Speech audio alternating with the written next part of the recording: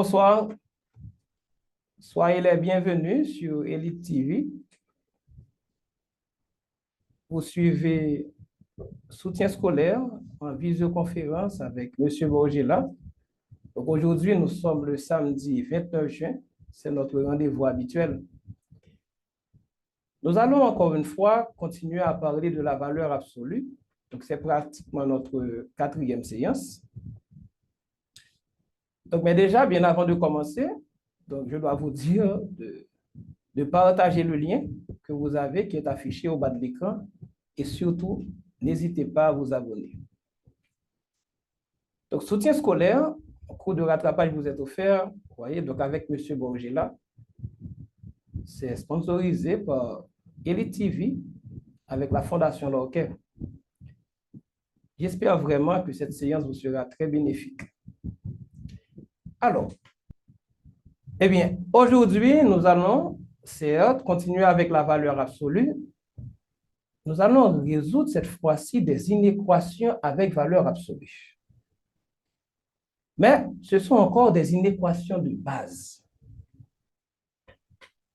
C'est des inéquations que nous pouvons résoudre géométriquement, également avec une propriété du cours, et plus tard, on aura la possibilité de résoudre des inéquations classiques. Aujourd'hui, l'effort, vous voyez, donc, ou bien encore le cours d'aujourd'hui, il est centré sur les inéquations de base avec la résolution géométrique. Déjà, qu'est-ce qu'il faut comprendre? Si nous avons des inéquations avec valeur absolue, eh bien, des inéquations de base, bien sûr, elles sont classées en deux grands groupes. Comme vous pouvez le voir, dans un premier temps, je vais vous apprendre à résoudre des inéquations du type valeur absolue de x moins a qui est inférieure à b, ou bien encore qui est inférieure ou égale à b. Mais de notre côté, vous allez découvrir que avec valeur absolue de x moins a qui est supérieure, ou bien encore qui est supérieure ou égale à b, l'approche sera un peu différente. Et à la fin, après la résolution, les ensembles solutions ne vont pas se présenter de la même manière. Donc, si on commence avec le premier type, donc là, nous avons des inéquations du type valeur absolue de x moins a inférieure ou bien encore inférieure ou égale à b. Alors, là, c'est mon approche à moi. Lorsque je dispense un cours, même quand ce n'est pas toujours possible, j'aime bien venir avec un exemple simple, voyez, donc partir du concret pour arriver à l'abstrait, partir du particulier, voyez, pour arriver au général. Nous voulons bien assimiler ce cours. J'ai décidé donc de venir avec une inéquation simple pour montrer effectivement qu'il n'y a rien de compliqué là-dedans. Vous avez par exemple la valeur absolue de x qui est inférieure ou égale à 4. C'est une inéquation que nous allons résoudre géométriquement. Géométriquement veut dire que vous n'avez pas de calcul à faire. Certes, vous aurez un schéma que vous allez construire vous-même et que vous allez devoir exploiter pour donner l'ensemble en solution. Mais si je parle de schéma, comprenez déjà qu'il va falloir faire intervenir la notion de distance. Donc, avec le premier type, vous avez valeur absolue de x inférieure ou égale à 4. Oui, mais la valeur absolue de x elle-même, cela veut dire quelque chose. Et au premier cours, je me souviens vous avoir appris à interpréter tout ça. Donc, valeur absolue de x, cela veut dire la distance entre x et 0. Donc, vous avez la droite des réels, cette droite qui est là, vous voyez. Sur cette droite, vous avez un point M qui se déplace, il est quelque part sur la droite, ou exactement, sincèrement, on n'en sait rien. Mais on sait que la distance de x, ce réel x par rapport à 0, est inférieure à 4 unités, une distance qui est égale à 4 unités de longueur. Donc, comment résoudre une telle inéquation géométriquement? Mais tout d'abord, comme la distance se calcule par rapport à 0, Ah, mais je commence par placer mon 0. Première étape, je place mon 0. Voici mon 0. Et après avoir placé 0, je vais m'arranger sur la droite des réels, bien sûr, de façon à trouver les différentes valeurs possibles de ce x capable de vérifier l'inégalité. Et que dit l'inégalité déjà? Eh bien, la distance entre un réel x quelconque par rapport à 0 est inférieure ou égale à 4. Wow, la distance entre x et 0. Mais le 0, il est là. Le x, il est quelque part. Quelque part où ça? Ah, on n'en sait rien, mais on sait que par rapport à ce 0, cette distance-là doit être inférieure ou égale à 4 unités. 4 unités de longueur. Eh bien, après avoir placé 0, étape suivante, on commence par trouver les 4 unités. Oh, voilà. Par rapport à 0, vous voyez, là, c'est 0. Nous avons 1, 2, 3. Ça fait 4 unités. Voilà une première position de x. Mais quand on parle de 4 unités en termes de distance, ces 4 unités peuvent se situer de part et d'autre de 0. Vous voyez, si je pars de ce 0 pour avoir les 4 unités, eh bien, je m'arrête là.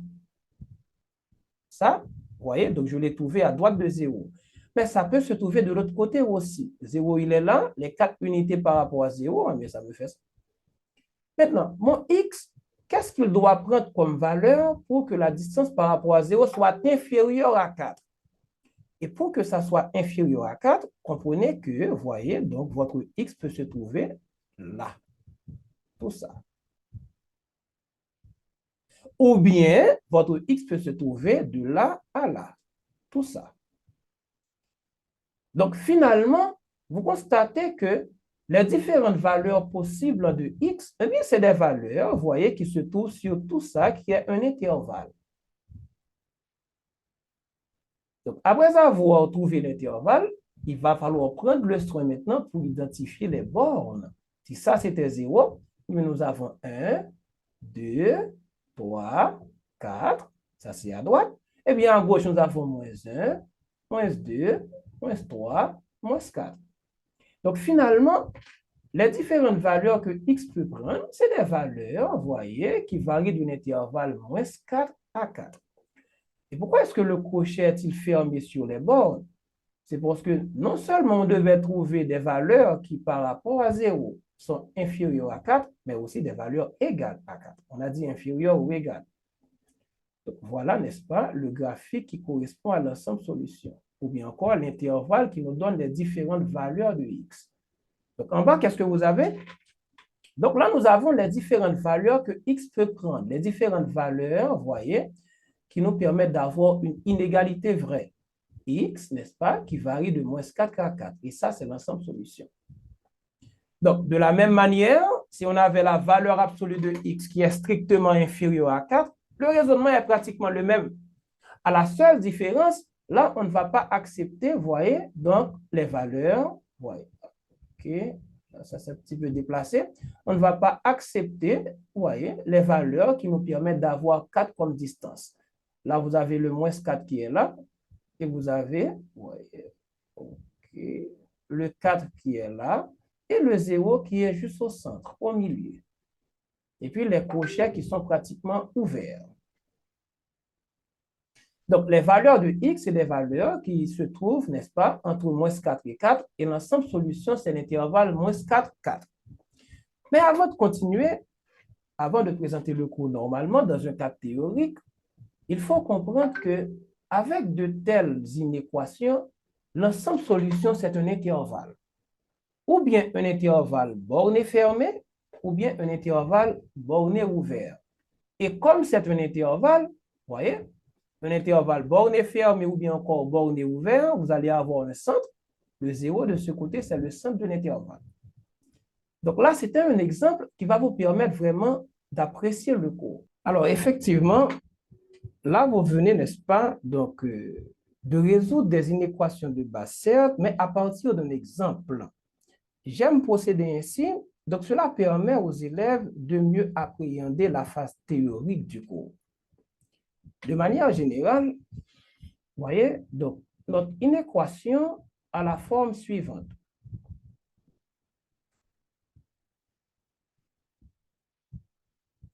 Alors, comme je vous l'avais dit tout à l'heure, donc j'aime partir du concret pour arriver à l'abstrait, même quand ce n'est pas toujours recommandé. Là, vous avez pu comprendre comment on peut résoudre des inéquations de base du type valeur absolue de x moins 1 inférieure à b. C'était à partir d'un exemple concret. Et là, c'est pratiquement le cours qui se fait dans un cadre théorique. Par exemple, vous avez valeur absolue de x qui est inférieure ou égale à b. Mais attention, cette inéquation, eh bien, pour la résoudre, que ce soit avec l'approche géométrique ou bien encore avec une propriété du cours, il y a quelques restrictions sur le b. Et ça, sincèrement, il faut l'apprendre. Le b, vous voyez, donc, ne peut pas prendre toutes les valeurs possibles si on résout de telles inéquations dans R. Comme condition, on a dit que le b doit être positif ou nul. Et pourquoi? C'est parce que quand nous calculons la valeur absolue d'un réel, ça ne peut donner un résultat négatif. Le b exprime ce qu'on appelle une certaine distance, ce qui est logique. Le b ne peut être négatif. Donc, l'enfant qui résout une telle inéquation dans R doit comprendre que le b doit être positif ou nul. Alors, allons-y.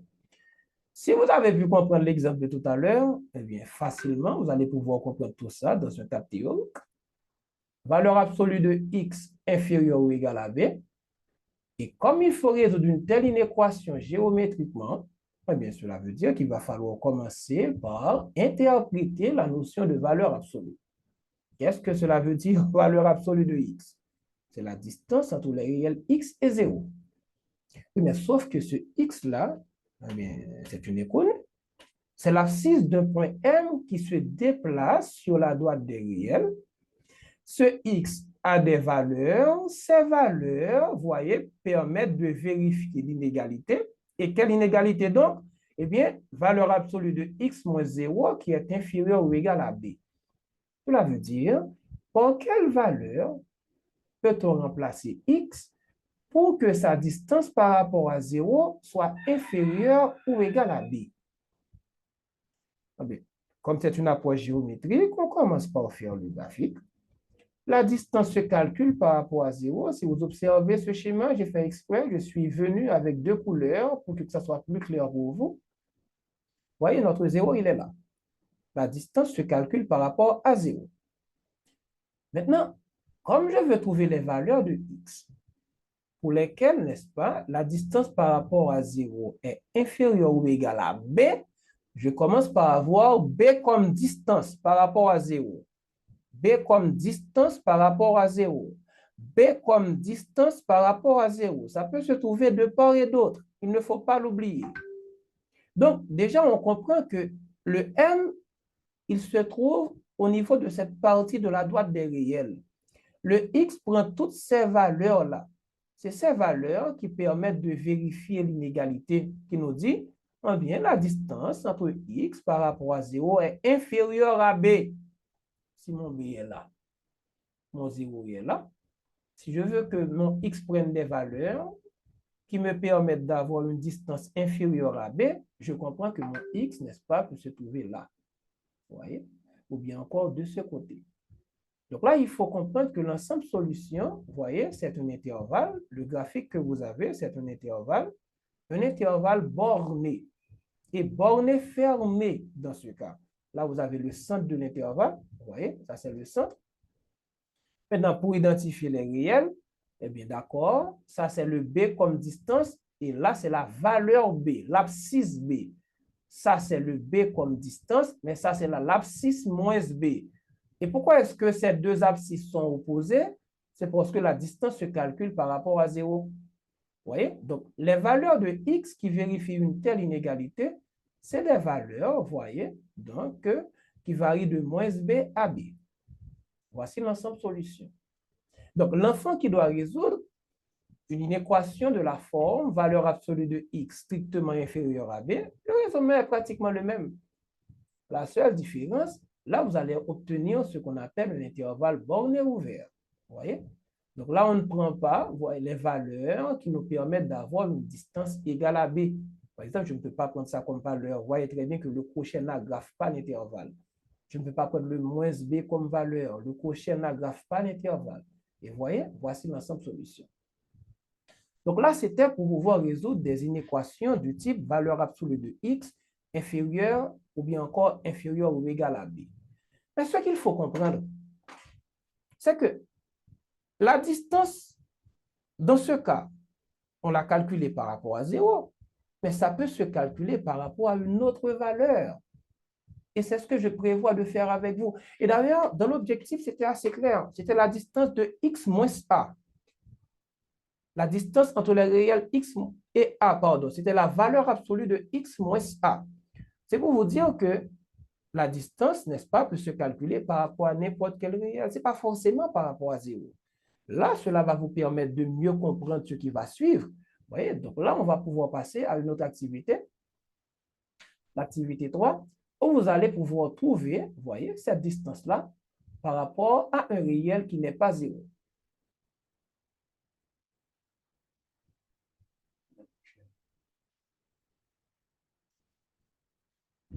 Alors, très bien.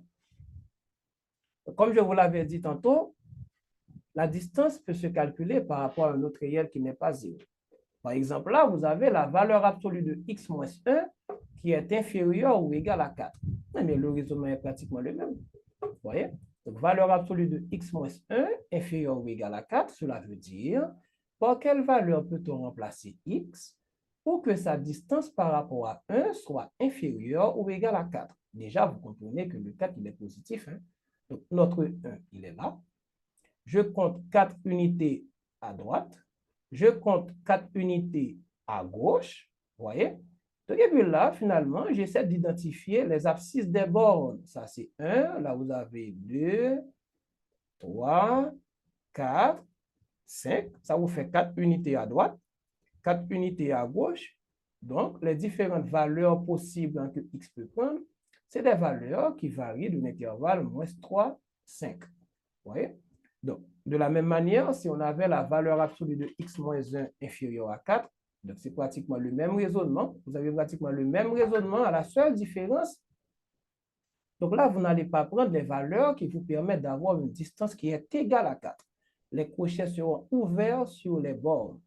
Donc tout ça, c'est pour vous montrer qu'effectivement, la distance peut se calculer par rapport à un réel qui n'est pas 0. Comme cet exemple qui est là. D'accord? Donc, de manière générale, si vous avez la valeur absolue de x moins a inférieure à b, ou bien encore inférieure ou égale à b, eh bien vous saurez comment vous y prendre. Vous voyez?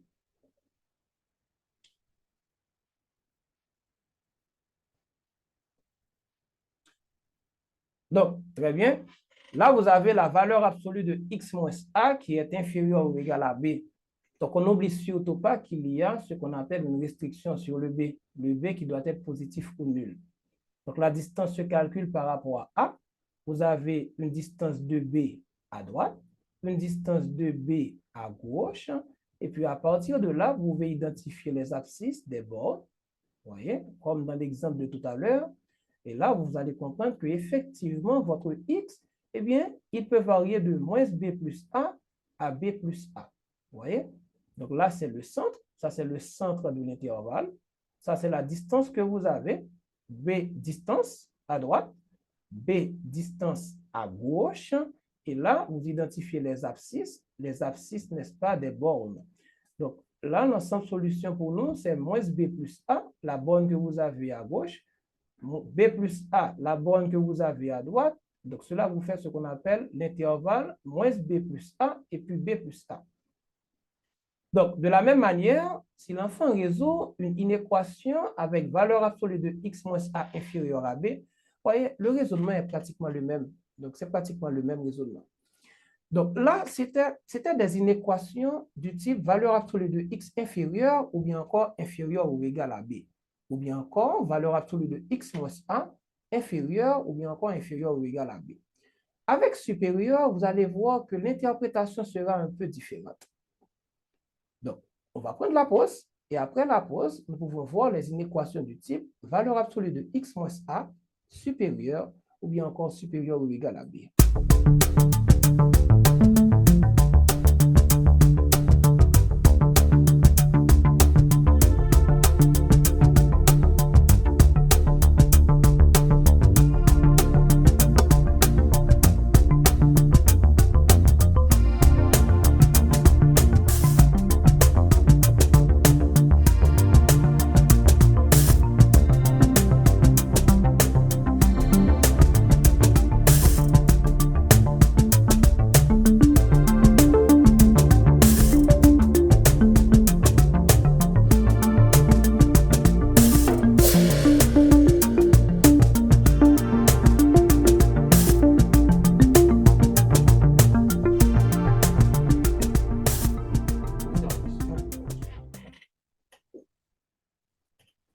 Alors, nous sommes de retour après la pause.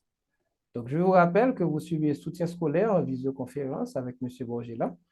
Donc, c'est patronné par Elite TV, ainsi que la Fondation Lorquin, en partenariat avec la Fondation Lorquin. Donc là, on va continuer avec la valeur absolue et nous allons voir ensemble un autre type ou bien encore une autre forme donc, qui fait intervenir, vous voyez, donc, le cas suivant.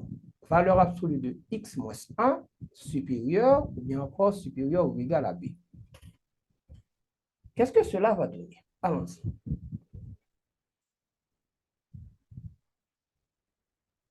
Si vous avez la valeur absolue de x moins 1 supérieure ou bien encore supérieure ou égale à b, comment résoudre une telle inéquation géométriquement?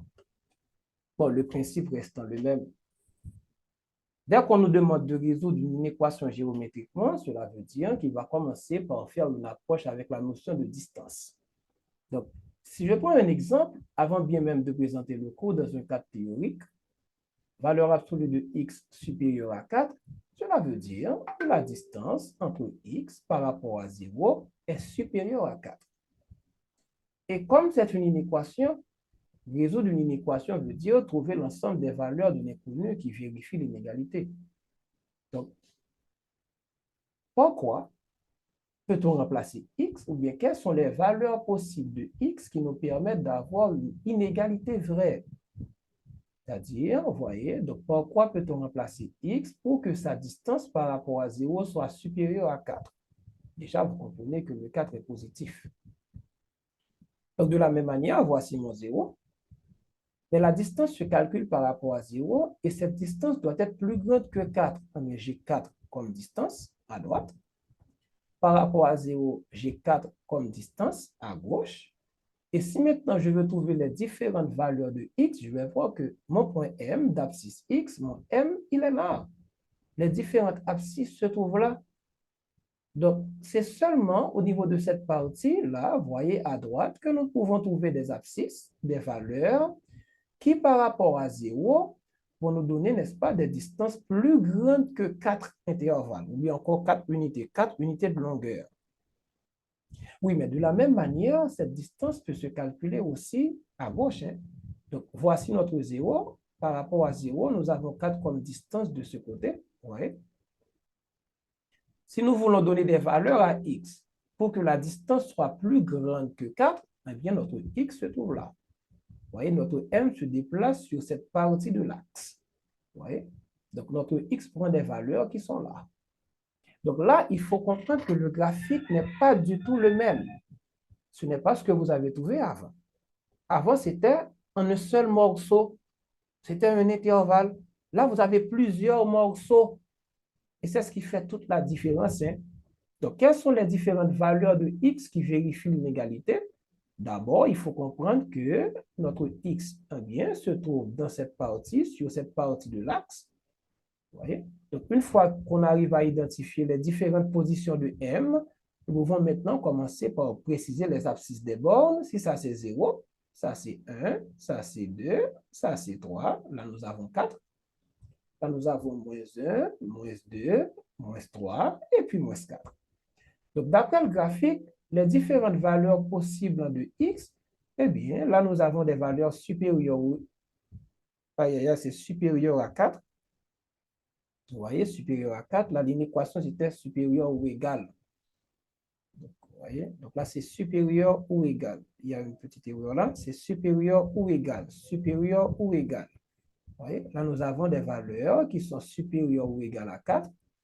Des valeurs qui sont inférieures ou égales à moins 4. Donc, l'ensemble solution d'une telle inéquation, c'est moins l'infini moins 4, union 4 plus l'infini.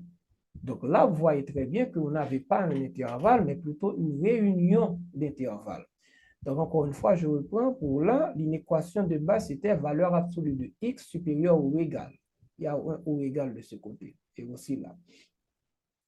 Donc, de la même manière, si vous avez la valeur absolue de x qui est strictement supérieur à 4, vous voyez? Donc, le raisonnement est pratiquement le même. Les interprétations sont pratiquement les mêmes.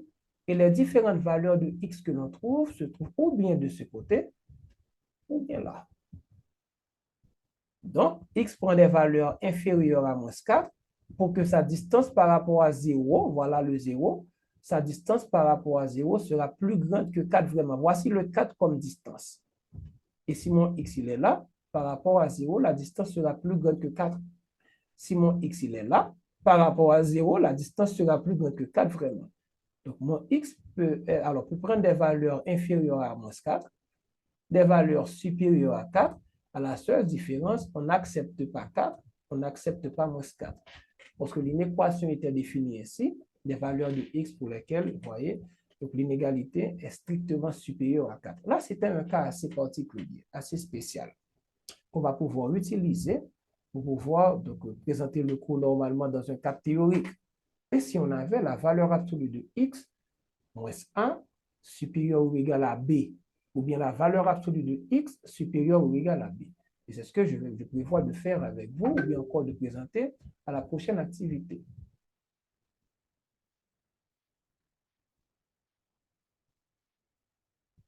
Voilà. Donc, de manière générale, donc, si nous avons la valeur absolue de x qui est supérieure ou égale à b, n'oubliez pas qu'il y a une restriction encore, le b qui est positif ou nul. Parce que pour nous, comme le b exprime une certaine distance, il ne peut être négatif. Même quand plus tard, vous allez découvrir quelque chose. Hein? Donc, vous voyez, la valeur absolue de x qui est inférieure, alors supérieure ou égale à b, le raisonnement est pratiquement le même. Là, la distance se calcule par rapport à 0, mais ce n'est pas toujours par rapport à 0. Hein? Donc, par quelle valeur peut-on remplacer x pour que par rapport à 0, la distance soit supérieure ou égale à b, une longueur de b. Je commence par placer mon 0. Voici ma longueur de b à droite. Comme on a dit par rapport à 0, mais on n'a pas dit de quel côté. Mais ça peut se faire aussi à gauche.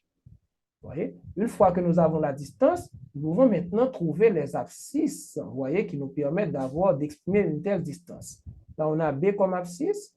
Là, on a moins b comme abscisse. Maintenant, quelles sont les différentes valeurs possibles de x pour que par rapport à 0, la distance soit plus grande que b? Mon x peut être ou bien là. Vous voyez? Ou bien de ce côté. Donc, déjà, on comprend que x peut prendre les valeurs inférieures à moins b, inférieures ou égales à moins b, aussi des valeurs supérieures ou égales à b. Donc, notre ensemble solution, c'est moins l'infini moins b, crochet fermé, bien sûr, union b plus l'infini. Donc, de la même manière, si on avait la valeur absolue de x supérieure à b, donc le raisonnement sera pratiquement le même. À la seule différence, les crochets seront ouverts sur les bords. Donc là, vous avez pu résoudre des inéquations du type valeur absolue de x supérieure à b, mais là, vous avez compris que la distance est calculée par rapport à 0, mais ça peut ne pas être 0. Et vous allez découvrir cela, n'est-ce pas, dans l'activité suivante. OK. Voilà. À l'activité 7, vous voyez que à partir d'un petit exemple simple, vous voyez que la distance peut se calculer par rapport à une valeur qui n'est pas 0. Valeur absolue de x moins 1 supérieure ou égale à 4. Eh bien, la distance entre x et 1, qu'est-ce que cela veut dire? Le x est l'abscisse d'un point M quelconque qui se déplace sur la droite. La distance entre x et 1 est plus grande, ou bien encore est supérieure à 4 unités. Non, mais je commence par placer mon 1. J'essaie de trouver les 4 unités, la distance de 4 unités de longueur par rapport à 1. Voilà le 4 comme distance. Par rapport à 1, voilà le 4 comme distance. Là, on peut passer à l'étape suivante, identifier les abscisses des points qui vous permettent d'avoir ce 4. Le principe nous demande d'avoir le 4 comme distance d'abord, et puis après, on verra. Donc, si ça, c'est 1, ça, c'est 2, ça, c'est 3, ça, c'est 4, ça, c'est 5. Donc, avec 5, par rapport à 1, nous avons une distance de 4. Avec moins 3, par rapport à 1, nous avons une distance de 4. Maintenant, mon x, il prend quoi comme valeur pour que cette distance soit plus grande que 4? Comprenez que mon x, il est là. Il est là. Ou bien, il est de ce côté. Donc, voilà pourquoi en bas, on vous dit que les valeurs de x qui vérifient l'inégalité sont les valeurs suivantes. Inférieur ou égal à moins 3, nous sommes de ce côté. supérieur ou égal à 5, nous sommes de ce côté et vous avez compris où est-ce qu'on a trouvé le moins 3 et aussi où est-ce qu'on a trouvé le 5. Donc, voici l'ensemble solution. Voyez? Donc, de la même manière, si on avait à résoudre l'inéquation suivante, valeur absolue de x moins 1 supérieur à 4, le raisonnement serait pratiquement le même. Donc, je suis venu avec ce petit exemple, c'est pour vous aider à mieux comprendre la forme générale, c'est-à-dire quand l'enfant résout des inéquations du type valeur absolue de x moins a supérieur ou bien encore supérieur ou égal à b. Et c'est ce que vous allez découvrir avec moi à l'activité suivante. Alors, voilà. Donc là, c'est le cours dans ce cas théorique. Si vous avez pu comprendre les exemples précédents, ça devient un b à bas, vous voyez?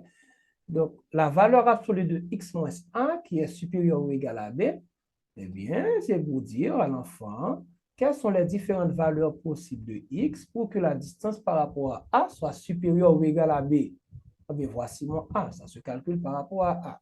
J'ai b comme distance à droite, j'ai b comme distance à gauche. J'identifie les abscisses des points qui me permettent d'avoir ce b comme distance et à gauche et à droite.